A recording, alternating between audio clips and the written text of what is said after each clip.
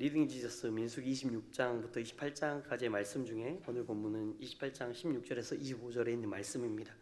6월절 구원의 은혜라는 제목으로 말씀을 나누기를 원합니다.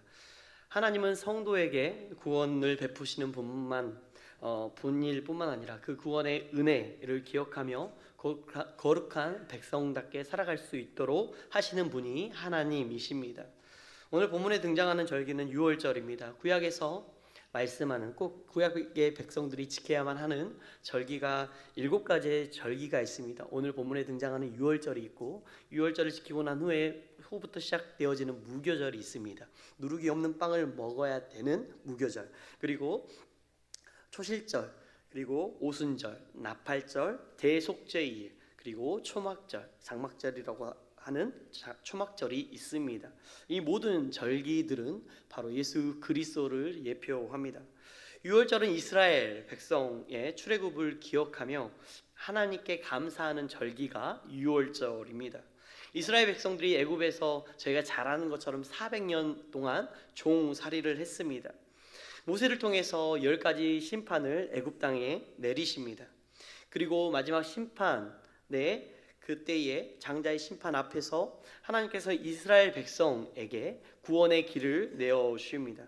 바로 어린 양의 피를 문설주와 임방에 바르는 것이 구원의 길이었습니다.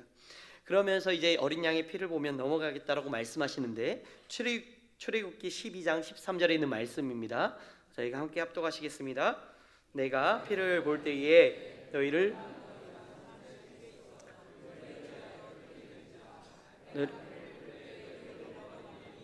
재앙이 너희에게 내려 임하지 아니하리라. 아멘. 심판이 재앙이 넘어간다고 해서 6월절입니다. 하나님께서는 애굽에 있는 모든 사람들에게 심판을 명하십니다. 그럼에도 불구하고 하나님께서는 자기 택하신 백성들에게는 구원의 길을 알려주십니다. 그 구원의 은혜를 기억하게 하심으로 절기를 삼아 지키게 해주신 날이 6월절입니다. 그러면서 출애굽기 12장 14절에서는 이렇게 말씀합니다. 이날을 너희에게 기념하여 여호와의 절기를 삼아 영원한 규례로 대대로 지킬지니라 라고 말씀합니다. 출애굽기에서 나왔던 말씀이 오늘 민수기에서도 등장합니다. 그런데 이 말씀을 들었던 사람들은 출애굽한 1세대의 사람들이 아닙니다. 오늘 본문은 출애굽하고 난 후에 2세대 다시 가나안 땅을 정복할 그 세대에게 말씀하시는 말씀입니다. 출애굽한 1세대에게 이렇게 명령하실 뿐만 아니라 출애굽한 2세대에게도 다시 말씀하시는 것을 통하여 그만큼 중요한 절기인 것을 말씀합니다. 하나님께서 이렇게 계속적으로 반복하시는 이유는 그 구원의 은혜를, 너희에게 구원을 베푸신 분이 누구이신가를 기억하게 하기 위하여 절기를 지키라라고 말씀하십니다. 6월절 사건 이전에 이스라엘 백성들의 상태는 어떠했습니까? 하나님께 그 노동의 심함, 그리고 노동의 가혹함이 얼마나 심했는지 그것의 부르짖음이 하나님께 상달되었다라고 말씀합니다. 이스라엘 상태는 종의 상태였습니다. 애굽의 압제 속에서도 그들 스스로 어떻게 해방할 수 없는 그런 상태였습니다. 하나님께서는 그 해방될 수 없는 그 종의 상태에서 해방시켜 주셨습니다. 이스라엘 백성을 애굽 땅에서 건져내 주신 것입니다. 이 중요한 구원의 날을 기념하는 것, 이것이 6월절 사건입니다. 그러면서 민수기에서만 등장하는 것이 아니라 신명기에서도 등장합니다. 신명기 16장 2절과 3절입니다. 시작이요. 여호와께서 자기의 이름을 두시려고 소와 양으로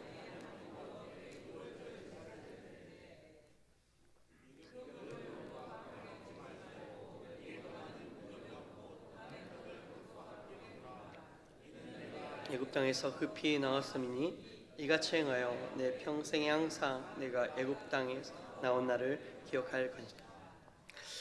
우리가 6월절을 기억해야 되는 이유가 있는데, 이 6월절은 예수님께서 십자가에서 죽으신 사건을 말씀합니다.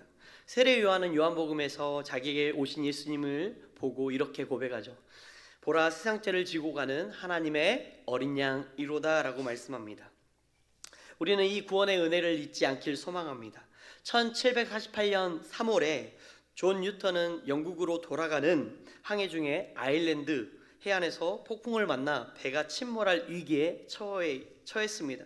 그래서 죽음이 눈앞에 다가온 순간 그는 자신이 들었던 예수 그리스도께 다시 한번 죄를 회개하고 예수 그리스도를 믿겠다라고 고백합니다. 그러면서 그는 그 순간을 떠올리면서 노래합니다. 내가 처음 믿었을 때의 그 은혜가 얼마나 귀했는지라고 고백합니다. 그러면서 그는 그리스도 안에서 무한한 하나님의 은혜를 믿음으로 접근하는데 나중에 후에 그는 이렇게 고백합니다.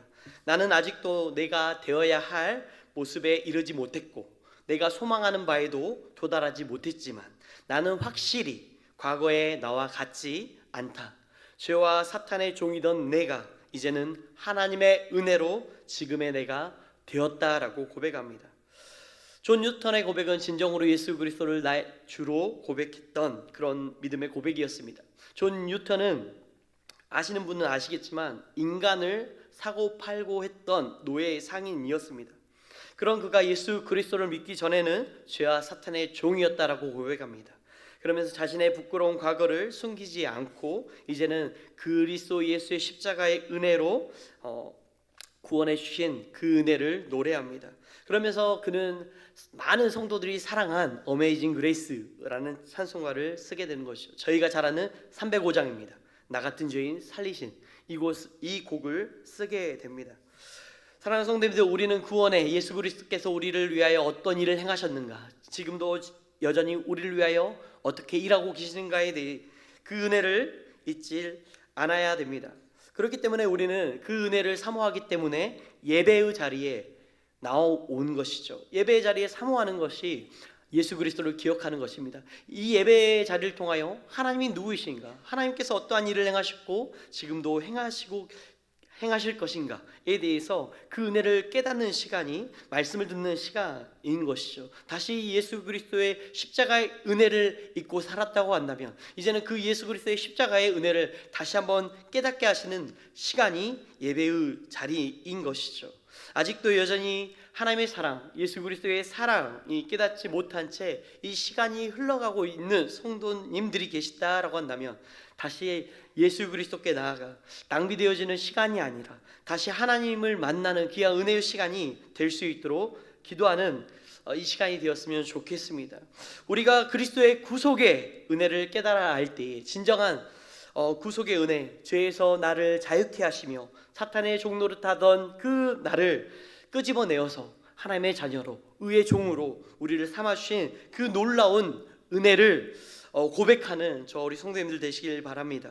하나님께서는 이것을 단회적으로 끝내지 아니하시고 말씀을 통해서 계속적으로 말씀해 주시는 것이죠. 너는 내 것이라, 내가 너를 구속하였고 내가 너를 지명하여 부르나니 너는 내 것이라 라고 말씀합니다. 그러면서 계속해서 말씀하시는 것이 무엇입니까? 내가 불 가운데, 네가 물 가운데 그것을 통과하고 지나갈 때에도 너를 상하게 하지 못하게 하겠다라고 말씀하시는 것이죠.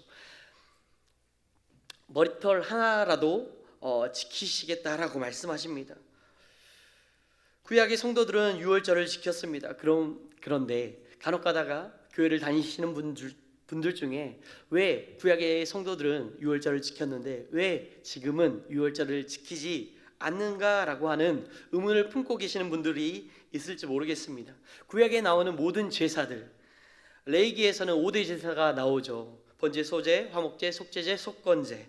이 모든 제사와 그리고 앞서 말씀드렸던 7대 절기들은 다 예수 그리스도를 말씀합니다.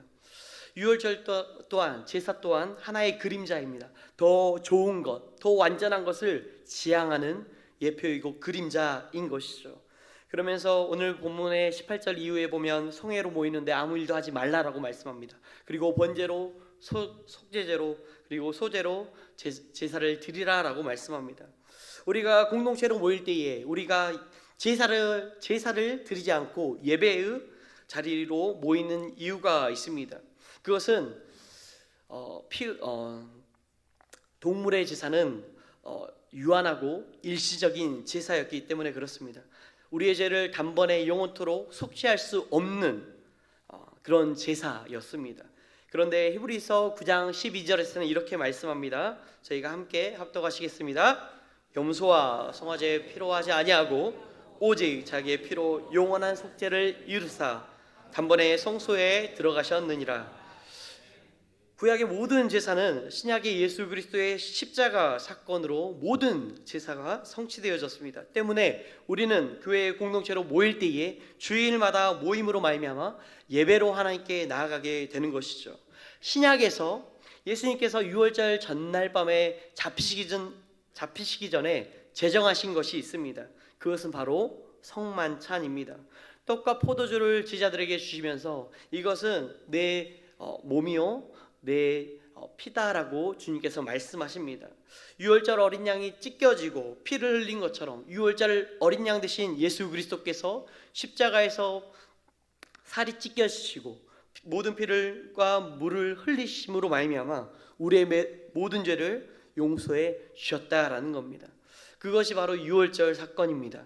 이것을 행할 때마다 주의 몸과 피에 참여함으로 말미암아 주의 은혜를 사모하며 주의 은혜를 기억해야 되는 것이 바로 오늘날을 살아가는 성도가 마땅히 참여해야 되는 성찬에 참여해야 되는 은혜인 것을 기억하시길 바랍니다. 이것이 우리에게 주어진 성도에게 주어진 특권이고 은혜입니다.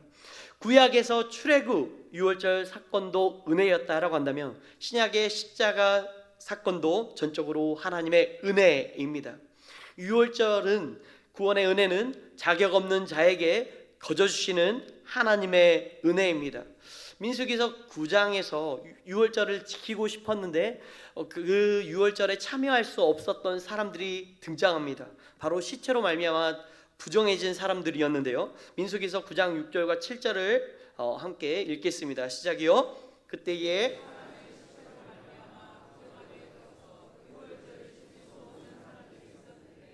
그들이 그날에 모세와 아론 앞에 이르러 그에게 이르되 사람의 시체로 말미암아 부정하게 되었거니와 우리를 금지하여 이스라엘 자손과 함께 정한 기일에 여호와께 헌물을 드리지 못하게 하심은 어찌함입니까?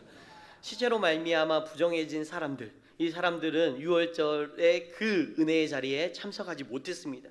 그런데 하나님께서는 어떻게 이 사람들에게 명령하셨을까요? 민수기서 9장 12절과 11절과 12절에 있는 말씀입니다. 시작이요. 둘째 달 14째 날 해질 때 그것을 지켜서 어린 양의 무교병과 쓴 나무를 아울러 먹을 것이요 아직까지 그것을 조금도 남겨두지 말며 그 뼈를 하나도 꺾지 말아서 유월절 모든 율례대로 지킬 것이니라. 아멘. 첫째 달 14째 날에 지켜야 되는 유월절에 부정해진 사람들은 참석할 수 없었습니다. 하지만 하나님께서는 그 은혜에 함께 참여하고 싶은 사람들을 위해서 둘째 달 14째 날에 다시 한번 두 번째 유월절을 지킬 수 있도록 허락하여 주셨습니다. 이것이 하나님의 자비하신 사랑인 것이죠. 하나님께서는 이런 사람들만 참여할 수 있도록 하신 것이 아닙니다. 민수기서 9장 14절에서 이렇게 말씀합니다. 시작이요. 만일 타국이 너희에 거류하여 요 앞에 유월절을 지키고자 하면 유월절 율례대로 그 규례를 행할지니 거류민이에게나 본토인에게나 그 율례는 동일한 것이니라. 아멘. 이스라엘 백성들과 전혀 다른 종교와 문화와 습관이 있었던 타국인이었습니다. 그럼에도 불구하고 하나님의 어떠하신 분인가를 경험했던 그러한 사람들, 이방인들, 그리고 또한 거류민들, 가나안 땅에 있는 거기 땅에 살고 있는 거류민일지라도 하나님께서 이 유월절을 지키고자 하는 자들이 있다라고 한다면 거절하지 말고 이 유월절에 함께 지킬 수 있도록 이것을 열어주십니다.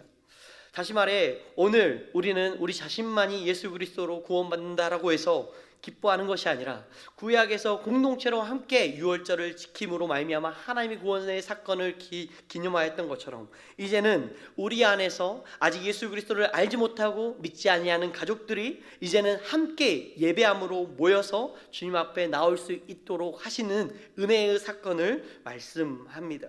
예수님을 믿지 않는 사람일지라도 하나님께서는 그 예배의 자리에 나와 앉아 있는 것을 기뻐하시는 것이죠. 왜 그럴까요?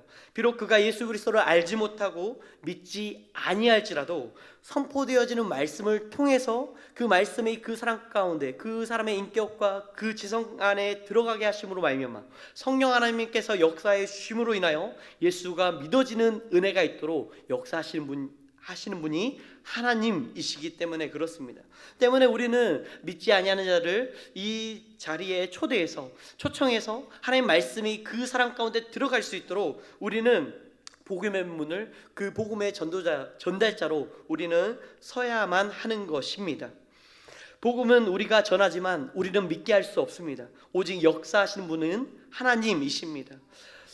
사랑하는 가족과 친척들에게 아직 복음을 전했음에도 불구하고 여전히 강팍한 마음으로 복음을 믿지 아니하는 분들이 있다라고 한다면 끝까지 그 소망을 잃지 아니하시고 복음을 끝까지 전할 수 있는 은혜가 있길 소망합니다.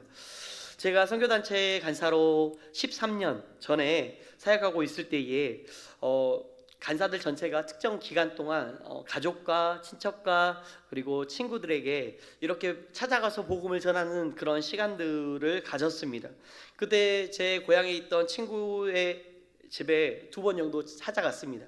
그때에 저의 나이가 20대 후반 정도 되었습니다. 그런데 그 친구는 20대 후반에 이미 가정을 차리고 그리고 또한 자녀들이 있었습니다.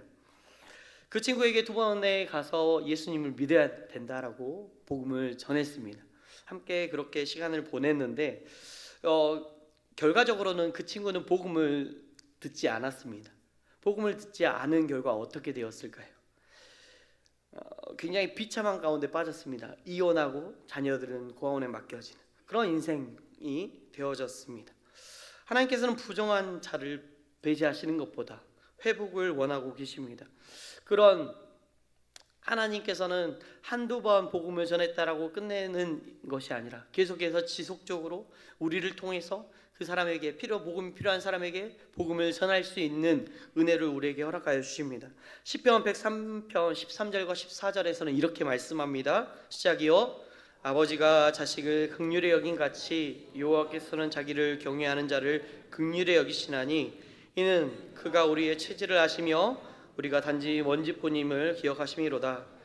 하나님께서는 그럼에도 포기하시지 않는 분이십니다. 우리가 먼지 같은 인생일지라도 그 먼지와 같은 인생을 하나님을 섬기는 하나님의 백성으로 하나님의 자녀로 삼아주시는 분이 하나님이신 것을 기억하시길 바랍니다. 그러면서 히스기야 시대에 유월절을 지켰습니다. 그런데 문제가 발생합니다. 자기를 깨끗하게 하지 아니하고 유월절을 지켰던 사람들이 등장합니다. 그러면서 히스기야가 그들을 위해서 기도하였을 때에 선하신 하나님 용서하여 주옵소서라고 할 때에 하나님께서는 히스기야의 기도를 들으시고 백성을 고쳐주셨다라고 말씀합니다. 히스기야가 기도하자 하나님께서는 용서해 주십니다. 다시 오늘날로 말하면 중보자 되신 예수 그리스도께서 우리의 믿음이 잃어버리지 아니하도록 우리의 복음이 끝까지 주님의 나라에 갈 때까지 우리의 믿음이 약해지거나 우리의 구원이 탈락되는 일이 없도록 끝까지 우리를 하나님의 말씀으로 하나님의 자녀된 백성으로 예배의 자리에 나올 때마다 은혜를 부어주시고 우리에게 다시 예수 그리스도의 그 은혜를 상기시킴으로 인하여 그 구속의 은혜를 깨닫게 하여 주신다라는 겁니다. 그리고 어떠한 죄가 있을 때라도 그 부정해지고 우리 스스로 그 죄를 먹고 마심으로 인하여 하나님 앞에 도저히 씻을 수 없는 죄인일지라도 그리스도께 나아가기만 하면 그 예수 그리스도의 그 모든 보혈로 말미암아 깨끗게 해주시고 용서해 주신다라는 이 강력한 복음이 저와 우리 성도님들에게 있길 소망합니다. 구약에서도 은혜가 있었다고 한다면 신약에서도 죄사함의 은혜가 있습니다. 마태복음 9장 13절에서는 말씀하시죠. 저희가 함께 합독하시겠습니다. 너희는 가서 내가 긍휼을 원하고 제사를 원하지 아니하노라 하신 뜻이 무엇인지 배우라. 죄인을 부르러 왔노라 하신. 아멘. 예수님께서는 회개할 것 없는 의인을 찾으러 오신 것이 아닌 죄인을 부르러 오셨습니다. 우리는 모두 다 죄인입니다. 하나님의 의를 충족할 수 없는 죄인입니다. 하나님께 도달할 수 없는 죄인입니다. 스스로 구원할 수 없는 죄인입니다. 그런 자격 없는 자에게 우리에게 주시는 하나님의 선물이 구원입니다. 에베소 2장 8절과 9절 합독하시겠습니다. 시작이요. 너희는 그 은혜에 의하여 믿음으로 말미암아 구원을 받았으니 이것은 너희에게서 난 것이 아니요 하나님의 선물이라. 행위에서 난 것이 아니니 이는 누구든지 자랑하지 못하게 함이라. 아멘. 6월절은 예배는 완벽한 자가 지키는 절기가 아니고 예배가 아닙니다. 속량받은 자가 구원의 감격을 누리는 자리가 예배의 자리입니다. 우리는 이 예배 때마다 이 구원의 은혜에 사무쳐야 되고 이 구원의 은혜로 말미암아 충만해져야만 합니다. 유월절을 지키는 구약의 사람들처럼 신약의 사람들은 구원의 은혜를 경험하고 예수님을 믿게 되어지면 행해지는 예식이 있습니다. 바로 성례식입니다. 하나는 성찬식이고 하나는 세례식입니다.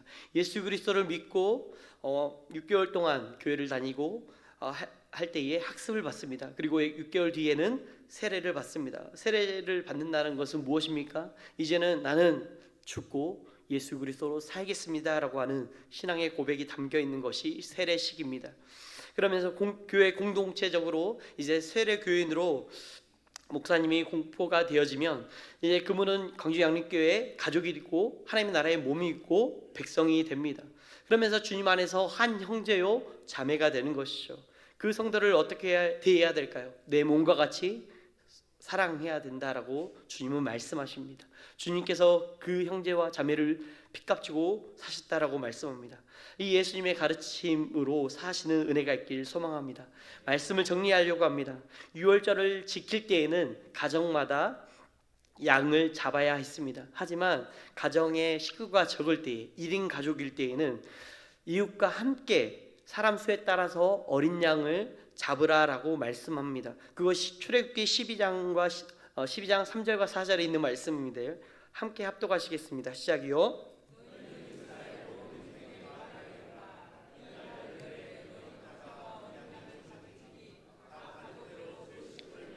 어린 양을 치하되 그 어린 양에 대하여 식구가 너무 적으면 이웃과 함께 사람 수를 따라서 하나를 잡고 각 사람이 먹을 수 있는 분량에 따라서 너희 어린 양을 계산할 거니. 아멘. 어린 양을 취할 때는 개인 단위가 아닙니다. 가족 단위입니다. 공동체 단위입니다. 하나님은 개인을 넘어서 가족과 공동체의 구원을 이루어 내시는 분이십니다. 하나님께서는 구원 받을 수도 없고 용서 받을 수 없는 것 같은 저와 우리 성도님들을 위해서 자신의 독생자이신 예수 그리스도를 십자가에 내어 주십니다. 이 복음의 은혜를 우리는 듣고 그것을 믿게 되었습니다. 사랑하는 성도님들, 혹시 성도님들 가족 중에 부모와 형제와 그리고 또한 아들과 딸들 중에 아직도 예수 그리스도를 알지 못하고 복음을 한 번도 들어보지 못한 채로 살아간다고 한다면 오늘 이 말씀을 기억했으면 좋겠습니다. 사도행전 16장 31절입니다. 주 예수를 믿으라. 그리하면 너와 내 집이 구원을 받으리라. 사랑하는 성도님들, 우리에게 주신 6월절 어린 양 대신 예수 그리스도 그 사랑을 잊지 마시고 이번 명절에 복음을 듣지 못했던 친척들에게 이 복음의 은혜를 나누는 저 우리 성도님들 되시길 소망합니다. 이것은 주님의 명령이고 주님의 숙제입니다. 이 숙제는 주님께 숙제의 검사를 맡으시길 바랍니다. 기도하겠습니다. 하나님,